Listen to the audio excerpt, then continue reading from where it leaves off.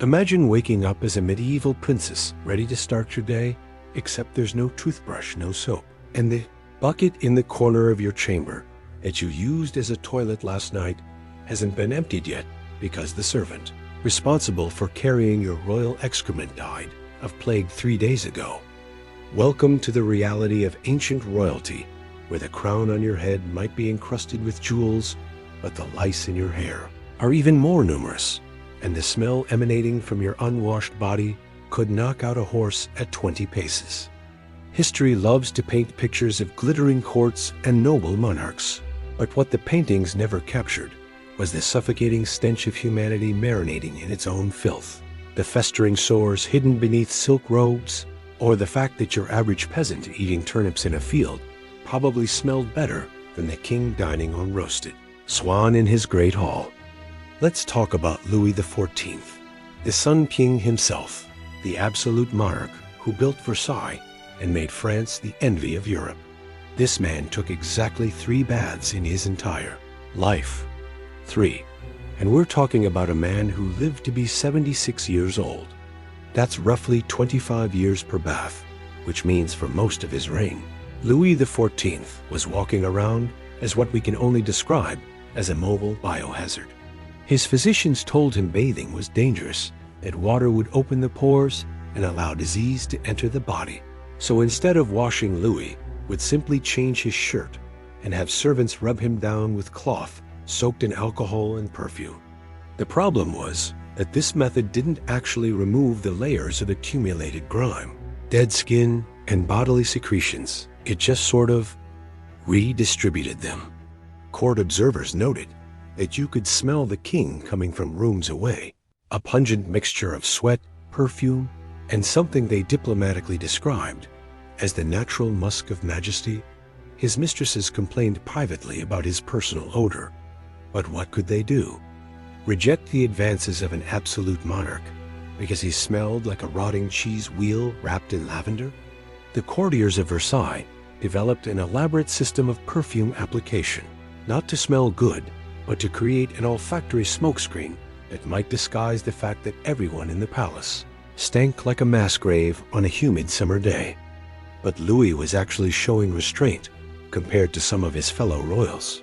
Queen Isabella of Castile, the same woman who funded Christopher Columbus and oversaw the Spanish Inquisition, bragged that she had only bathed twice in her entire life, once at birth and once before her wedding.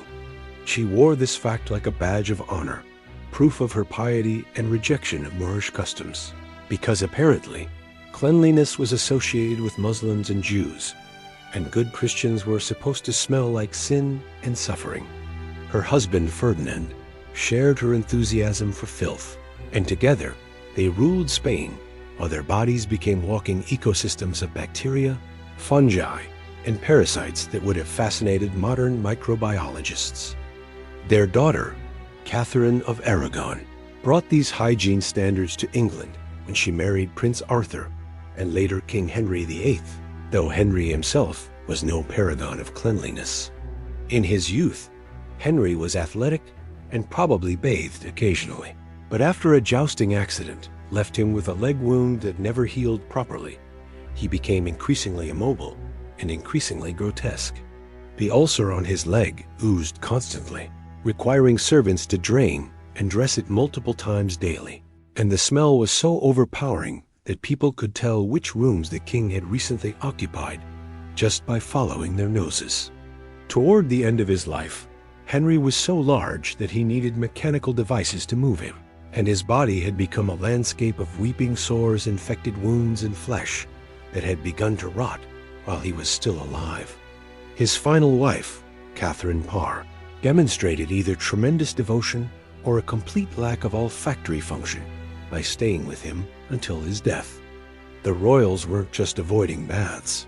They were actively hostile to the concept of washing, and they had elaborate justifications for their filth. Water was considered dangerous and destabilizing to the body's humors. That ancient medical theory that blamed everything from headaches to plague on imbalances of blood, phlegm, yellow bile, and black bile. Physicians warned that bathing would thin the blood, weaken the constitution, and make nobles susceptible to every disease imaginable, which is ironic because their unwashed bodies were already incubating enough bacteria to start several plagues. Instead of washing, nobles would scrape their skin with curved metal instruments, layers of dirt and oil rolling off like Parmesan cheese being grated over pasta, except far less appetizing. They'd apply thick white lead-based makeup to their faces to achieve that fashionable pale complexion. That signaled wealth and status. Never mind that the lead was poisoning them, eating away at their skin and causing neurological damage that made them increasingly erratic and unstable. The makeup would cake and crack, revealing glimpses of the festering skin beneath, but more powder would simply be applied on top, layer after layer, until their faces became masks of toxic sludge held together by force of will and aristocratic delusion. The toileting arrangements for royalty are somehow even more horrifying than their bathing habits. And this is where we enter a realm of scatological nightmare that most history books politely skip over. At Versailles, that glittering palace that was supposed to represent the pinnacle of French civilization, there were almost no toilets. The building had been designed for beauty, not functionality, so when nature called, courtiers had a few options, none of them good. Some would use chamber pots in their rooms, which would then sit there festering until servants remembered to empty them, usually after the contents had begun to overflow. Others would simply find a quiet corner, a recessed doorway, a spot behind a tapestry, or even the magnificent staircases themselves, squat down, relieve themselves, and walk away as if nothing had happened. The palace had over 2,000 rooms, and a substantial number of them contained human waste in various stages of decomposition. Servants would occasionally clean the worst areas, but they couldn't keep up with the sheer volume of excrement being produced by thousands of courtiers who treated the palace as their personal toilet.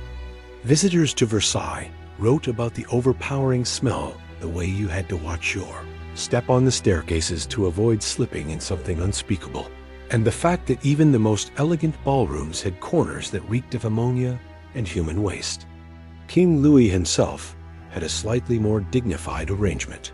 He conducted much of his daily business while sitting on his chaise percée, an elaborate throne-like chair with a hole in the seat and a chamber pot underneath. This wasn't done in private. Mind you, this was a public activity. Courtiers would gather to watch the king defecate, competing for the honor of being present during what was considered an intimate royal moment. They'd discuss affairs of state, make requests, and engage in political maneuvering while the king grunted and strained above a pot that would later be carried away by servants, whose job was to analyze the royal stool for signs of illness. These servants, known as grooms of the stool in England, actually held positions of tremendous power and prestige because they had daily, private access to the monarch, even if that access came with the requirement of examining feces for color consistency and smell. They'd write detailed reports about the king's bowel movements, which would be studied by physicians who believed that the appearance and odor of excrement could reveal everything about a person's health, diet, and even moral character. The Tudor monarchs of England took this obsession with bodily functions to new extremes.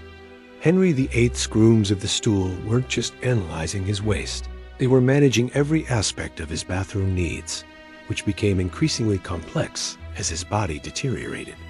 They'd prepare the close stool, a portable toilet that could be carried from room to room, with cushions and fabric to make the king's defecation as comfortable as possible. They'd wipe him after he finished, a task that required both physical stamina and political acumen, because apparently there was a correct technique for wiping the royal posterior, and getting it wrong could cost you your position or worse.